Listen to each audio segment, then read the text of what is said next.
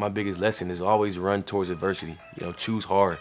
Don't ever try to take the easy way out because it's not going to get you anywhere. I'm Kyren Williams, and this is how the game changed me. The first time I realized that I could make it to the NFL, it wasn't any play that I made, there wasn't any juke that I made, there wasn't any stiff arm. It was me honestly being able to see an NFL player for the first time and really put eyes to the person I saw on TV, and that was Steven Jackson. I was in the 5th grade. I was able to go to this community event that they had in St. Louis down at the Edward Jones Dome with my grandmother, and I met Steven Jackson for the first time. And I remember going back home and I told my mom, I want to be an NFL player one day. And so ever since that time that I met him, and obviously with my God-given ability too, that's how I knew I was going to be in the NFL one day.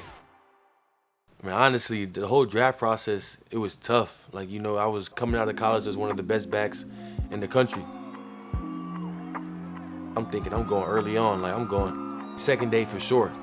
And so when my number didn't get called that day and I had to wait till Sunday, my feelings and emotions, they was going all over the place. I really didn't know what to expect, what to think. Going in after that Saturday night into Sunday morning, and I finally get that call from the Rams.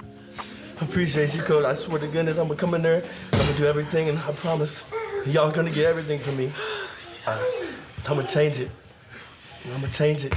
It was like a full circle moment for me because coming from St. Louis, I grew up a Rams fan. And so now that I'm able to be drafted by the organization that I grew up rooting for, it was a full circle moment. And I feel like the Lord makes no mistakes because he put me right where I needed to be in that situation on that day, put me through all that adversity leading up to there just to be able to be drafted by the team that I, was rooting for.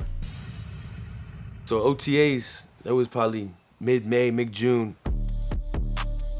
Now I'm finally at my dream spot, and that's Los Angeles. And I go out to practice one day, and it's just a walkthrough. It's nothing even crazy. I'm just running a regular play, regular outside zone, and I put my foot in the ground, and I felt something in my foot just not feel right. A couple hours later, we got the x-rays and whatnot, and we figured out that my foot was broken. It was devastating. It was devastating because I thought that I finally worked to get in this position that I am. I worked so hard. I finally got the call. I'm in the NFL. I'm living out my dreams ever since I was 10 years old. And then the first day of, I guess, my first job, I break my foot. And now I got to get surgery. Now I don't know where my future is going. Are these coaches still even going to like me? Do they still even want me on this team? Are they going to use my injury spot for somebody else? That type of things that were going through my head. And so, it was tough. I break my foot in June. Now I'm out for the next 8 weeks until July, until training camp. And so now I'm sitting back and I'm rehabbing. My mentality, it has flipped. It's something I had to deal with. I'm in this situation. I can't do nothing about it. My foot is broken, so now I got to go through it. And now I got to make the most of it. Now I got to become the best version of me that I can through this injury. And that's exactly what I did. I came back and I started making reps in training camp. I was able to make plays in training camp. And so I get back for the first game of the season against the Buffalo Bills, and we're kicking off. And I can remember everything. I remember the feelings. I remember seeing my guy and knowing where he was at, knowing that how I was gonna block him when I got close to him. And they kicked the ball off. I see my guy, number 33 for the Buffalo Bills. I fit him up, I block him, and then behind me somebody falls into my ankle. I just felt pain in my right foot, and I was like, no way, this is the first play. And so I ran off the field. I get into the locker room, and obviously we take them x-rays again, and it shows that, I got a high ankle sprain. My deltoid got messed up, and so this is even way worse than my broken foot. Looking towards the season, I came back off of that injury.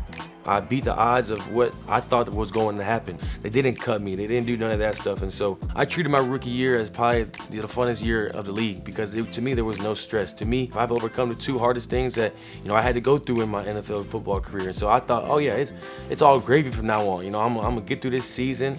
If they want to play me, they don't want to play me. It is what it is. I'm not really mad about it because I know that whenever this season ends, 22 season ends, I'm going to come back and 23 is going to be mine. My mindset going into my second year in the NFL, it was different. I couldn't wait. I went back to St. Louis and, I just grinded. Don't really remember doing anything else besides going to work. Leaving that 2022 season and coming into that 23 season, I was gaining confidence every single day. I was number 2, number 3. I wasn't where I wanted to be to starting wise, but I was still having fun with it, and I was still, cutting up in practice basically. And so coming off those injuries, man, you just have a different type of mentality when things like that. You just don't want to be doubted anymore. And so for me, I was tired of being doubted. I was tired of people saying that I couldn't do it, or why would the Rams draft him? I just knew that game, if I got the ball, I'm gonna go put it in the zone. And I was fortunate enough to do that twice. My first touchdown of my career, we were playing the Seattle Seahawks. 3rd and goal on the 1-yard line. We had just ran the inside zone RPO to get to Puka. He made probably 3 people miss. Got down to the 2-yard line, and now, it's my chance to punch it in. Tight end coming across to kick out the DN, so I knew that C-gap was gonna be wide open. Number 10 was already aligned wide. For me, it's just like you could run a bus through this whole thing. My mentality this game, I wasn't gonna be denied. Like, there was no chance that anybody was gonna tackle me when I was this close to the end zone. So when I got that ball, I was going so fast that I wasn't even in control of my body no more. And then somebody hit me. It looked like I torpedoed myself, but I was able to get in the end zone, and I had to check it, and I hit this. I hit my little celebration. I hit my little dancey dance on them. But now that was something that when I first scored my first touchdown in college, I got up out of that similar type of touchdown. I hit that dance, and my college coach came running to me, cussing me out like, "Man, if you do that again, you ain't never gonna play here again. You'll never be a part of this team, this program." I'm like, dang, like, I'm my first touchdown, coach. After that, I was scarred for life. I didn't celebrate none of that again until I got my first touchdown in the NFL. And so I hit that celebration again, just to remember, like, man, you did it in college, you can do it in the NFL. And so after that first touchdown, I was excited, man. I was lit. I was juiced up. For my second touchdown, I had to get so patient that I almost fell over my feet because I was going too fast and I almost ran into Higgs' block. But Higgs was able to get that linebacker secured outside, and that just showed me my lane right down the middle. I was able to do it kind of exactly what I did last time. When I got that ball, I knew I was getting downhill. I knew that anybody got in my way that they were gonna get, ran over, because I wasn't gonna be denied. Not only because of just I knew that I could get in there, but just everything that led up to that moment, the injuries and the doubt. It was a relief. Like, now I'm good. Like, I took my deep breath. I'm good now. I can see everything clear. All the stuff that happened last year is gone. Now I'm kind of renewing the person that I know. I already know who I am. I'm kind of growing into this new man that the Lord has wanted me to be, and that's just on this field. That's just the way I had to be. And so, like I said, going into that game, I was confident. I knew that I was gonna get in that zone. I didn't know how many times, but I knew I was gonna get a good amount of playing time. I was gonna get a chance to score. And so after that game, when I saw my mom, that's the first thing I told her. I was like, "Mom, I knew I was gonna score 2 times." She said, "I knew it too." She saw the work that I put in. She saw the tears and the sweat and the blood that came from these injuries.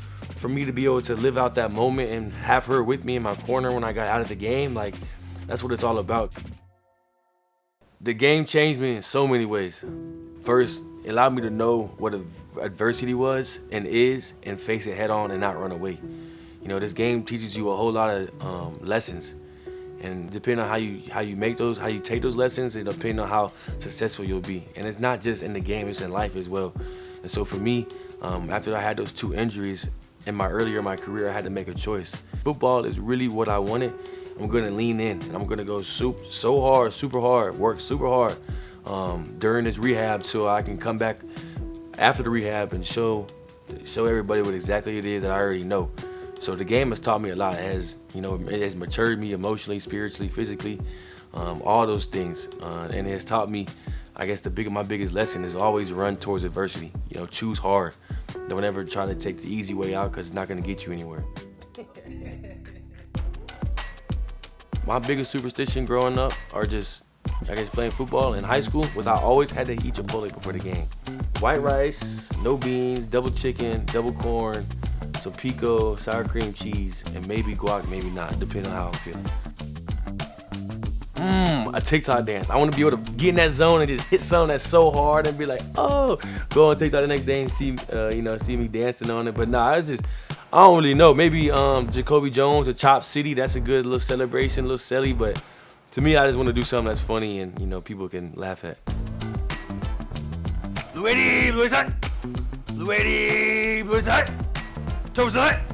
You don't even know when I snapped the ball. I snapped the ball the 3rd time, not the first 2 times. The first 2 times were dummies. The 3rd time is the real one. If you know, you know.